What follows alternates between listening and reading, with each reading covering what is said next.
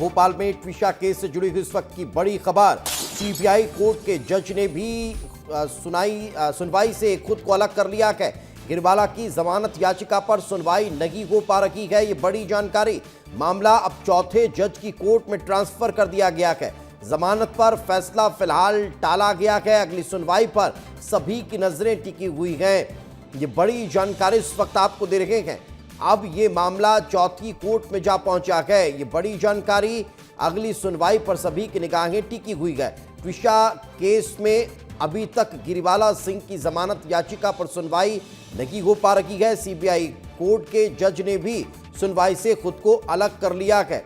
गिरिवाला की जमानत याचिका पर सुनवाई नहीं हो पाई है। मामले में अब चौथे जज को ये पूरा मामला ट्रांसफर किया गया है। चौथे जज की कोर्ट में अब ये मामला ट्रांसफर हुआ है।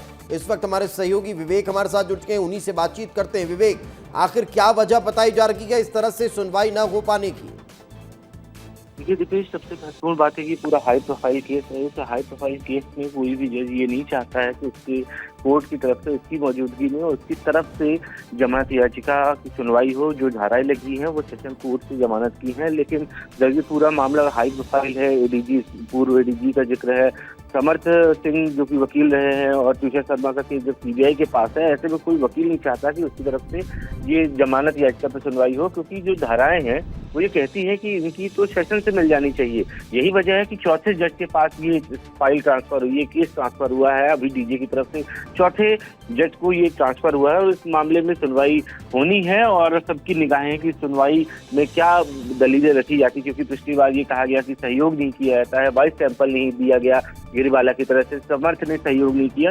इन तमाम पहलुओं के बीच अब जमानत याचिका पे बात हो रही है। जमानत याचिका पे कुछ देर के बाद सुनवाई होगी और संभवतः ये भी माना जा रहा है कि शायद जुडिशियल डिमांड बढ़ जाए। तो तमाम सारे पहलुओं के बीच ये सबकी नजर है, क्योंकि चौथी बार केस ट्रांसफर हुआ है। तो अब इस केस में कौन कौन से फैक्ट्स फिगर आते हैं ये भी सबको जानना दिलचस्पी होगी, क्योंकि पिछली बार ट्विशा के परिजनों की सेकंड पोस्टमार्टम की रिपोर्ट और उसकी वीडियोग्राफी भी हमें चाहिए। तो इन तमाम मांगों और कोर्ट के फैसलों पर सबकी निगाहें रहने वाली हैं। बिल्कुल, तो सबकी निगाहें अब इस पर टिकी हुई है। अब देखने वाली बात होगी कि चौथी कोर्ट से क्या फैसला सामने आता है। फिलहाल बहुत बहुत शुक्रिया इस तमाम जानकारी के लिए।